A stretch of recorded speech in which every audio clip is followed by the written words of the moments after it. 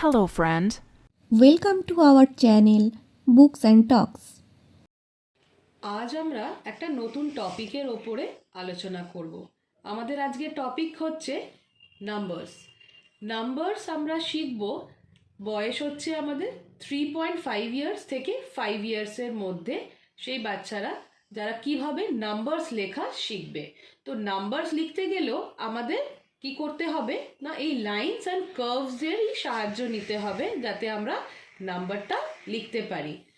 তো যেমন নাম্বার দেখো 1 2 3 4 5 6 7 8 9 10 এই অবধি নাম্বারস আজকে আমরা শিখবো লেখা।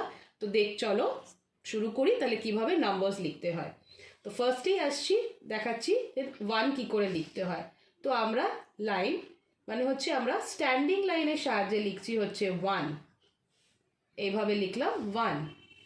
2 লিখবো কার্ভস আর স্লিপিং লাইন। 3 লিখব কার্ভ দিয়ে। 4 লিখব standing line, sleeping line, standing line. 5 লিখব sleeping line, standing line, curve 5। 6 লিখব শুধু কার্ভ দিয়ে।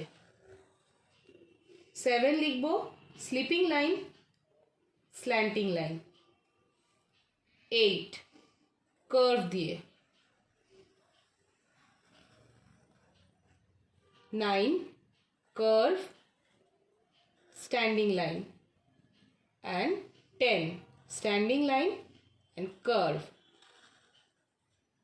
তো আমরা দেখলে তো আপনারা দেখুন যে কিভাবে আমরা এইভাবে বাচ্চাদেরকে লেখা শেখাচ্ছি, লাইনস অ্যান্ড কার্ভস ইউজ করে নাম্বারস লেখা। তো আমি সব প্যারেন্টসদেরকে বলবো যে আপনারা যদি এই মেথডে যদি আপনাদের বাচ্চাদেরকে শেখান লাইনস আর কার্ভস দিয়ে নাম্বারস লেখানো, তো তাহলে তারা খুব তাড়াতাড়ি ইজিলি মেথডিক্যালি ওরা তাড়াতাড়ি করে লিখতে শিখে যাবে। তো আজকে এই পর্যন্তই। Thank you.